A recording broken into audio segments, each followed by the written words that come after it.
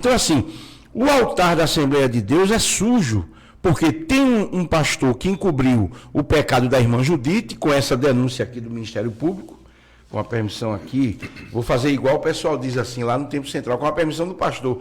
Aí com a permissão do doutor Luiz Miguel. Isso aqui, irmãos, aqui o timbre aqui, ó, do Ministério Público aqui do Estado de Pernambuco, que é uma organização do Estado que é séria, fez as investigações preliminares. Mas o Ministério Público não pode dar prosseguimento se ele fecha. Isso é um caso de obstrução de justiça. Se tivesse recente a denúncia, é claro que a gente ia obter êxito no acompanhar, no desenrolar da investigação. Mas como prescreveu no sentido do direito, mas não prescreve no sentido do direito da Bíblia Sagrada. O que a Bíblia diz sobre justiça? Pastor Ailton, isso aqui, como disse o doutor Luiz Miguel, o sangue daquelas mulheres que morreram por falta de medicamento clama por justiça. Por isso que isso não apagou, doutor Miguel. Exatamente. Essa questão, inclusive, não é só um fato isolado aqui do estado de Pernambuco. A gente vem denunciando, não só aqui do estado de Pernambuco, mas desde o Amazonas. A gente viu aquele pastor que estava assediando a sua secretária, a gente denunciou aqui. Em seguida, o pastor que também cometeu adultério lá em Campina Grande. Em seguida também veio o caso de Sergipe, do pastor que tinha uma relação homoafetiva com seu motorista, que isso aí chegou até ele pedir a renúncia. E outros, de Goiás também, e outras denúncias que, se chegam ao conhecimento, a gente vai denunciar, a gente vai informar. Sabe por quê? Porque esse pessoal usa os púlpitos da igreja como teatro. O teatro é aquela encenação, você encena uma realidade fictícia. E é isso que esses homens fazem.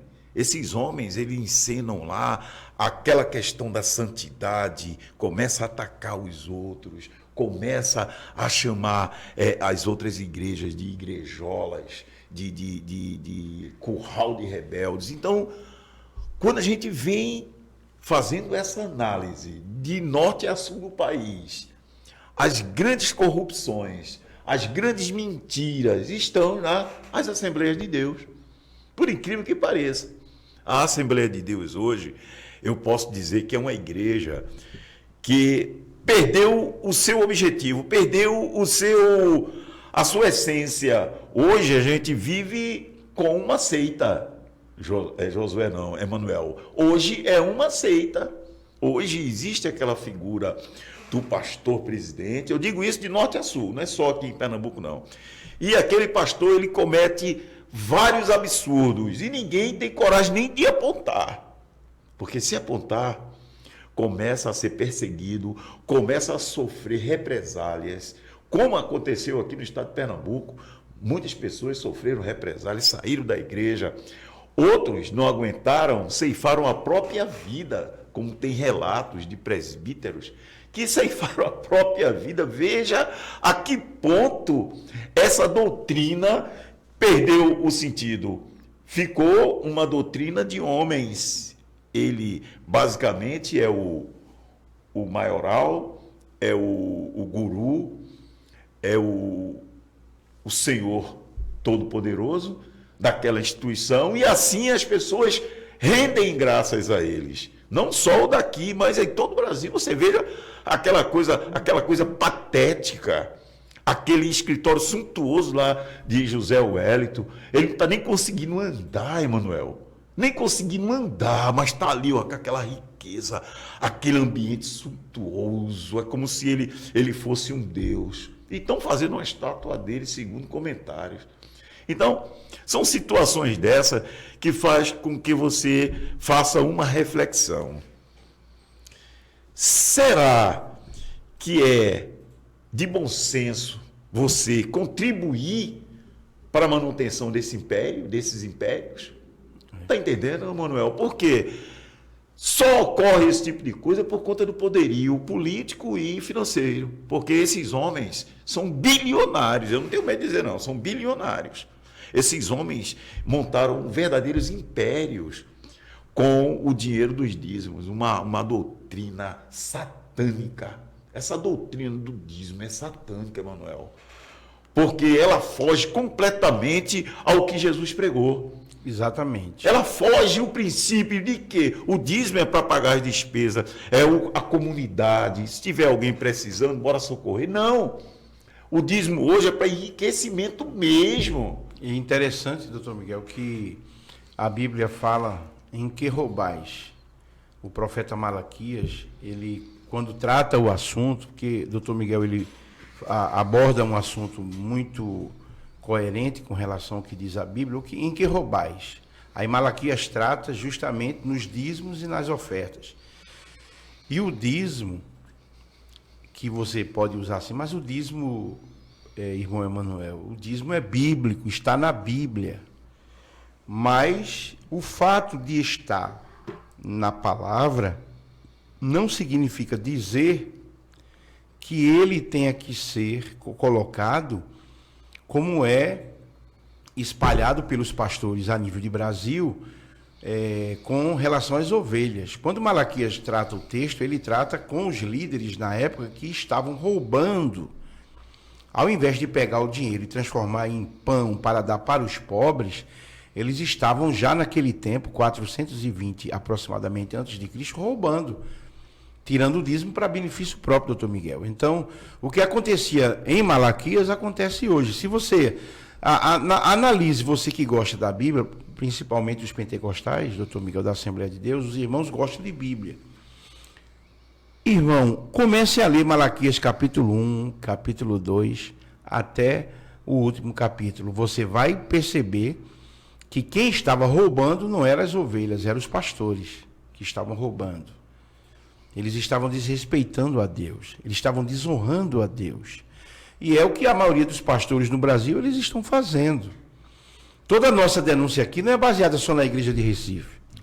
Todas as igrejas evangélicas da Assembleia de Deus do Brasil, que concentra essa arrecadação de dinheiro, é como o doutor Luiz Miguel falou, isso aí é para enriquecimento de uma minoria. Os pastores presidente, vice-presidente, diretoria de igreja, eles estão podres de rico. E a maioria dos crentes passando fome e necessidade. E qual é a riqueza desses homens? Fazendas, helicópteros, aviões, viagens, casas no valor de 2, 3, 20, 30 milhões de reais. São a fortuna que eles estão herdando de pessoas pobres. Porque 90% dos membros da Assembleia de Deus são pessoas que ganham um salário mínimo ou até menos de um salário mínimo e que contribuem fielmente. E que essas arrecadações vão centralizadas para um templo, que eles chamam de templo central, e aí ele pega esse dinheiro, dá a meia dúzia de homens, que na verdade são subservientes, criam a diretoria e ali enriquecem. Então, quando o doutor Luiz Miguel fala que dízimo é coisa do diabo nesse sentido, é porque está sendo feita uma leitura completamente distorcida do texto sagrado. E quando você pega o texto, como diz a Bíblia, o mesmo texto que pode salvar, ele pode matar. É o que a Bíblia diz, a letra mata. Então, quando você fala, trazei todos os dízimos à casa do tesouro, e você, meu irmãozinho, que não dá o dízimo, você é ladrão, é aí onde se encaixa o que o doutor Miguel diz. Você está matando a pessoa. Por quê? Porque você está distorcendo o texto. O texto fala para os pastores e não para os membros. Aí você pega esse texto, usado pelo diabo, que é a interpretação demoníaca, e diz que o irmãozinho lá, o vendedor de água mineral, do sinal, a empregada doméstica, aquele assalariado, que fielmente pega os 10% e coloca no gasofilácio, você impõe medo nele, dizendo que ele está roubando, que ele é ladrão, então você está sendo usado pelo diabo para mentir. Você usa o texto sagrado para mentir. Então, nesse aspecto, o doutor Luiz Miguel está certo. Por quê? O diabo usa esses pastores, pega o texto sagrado, como o diabo na tentação de Jesus. O que foi que o diabo fez? Ele disse, tu não disseste que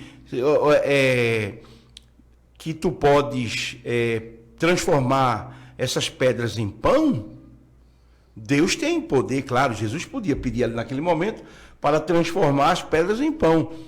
Então o diabo usou a própria palavra para poder tentar a Jesus. Aí Jesus pega a palavra, já que ele usou a palavra para mentir, aí Jesus diz que nem só de pão viverá o homem.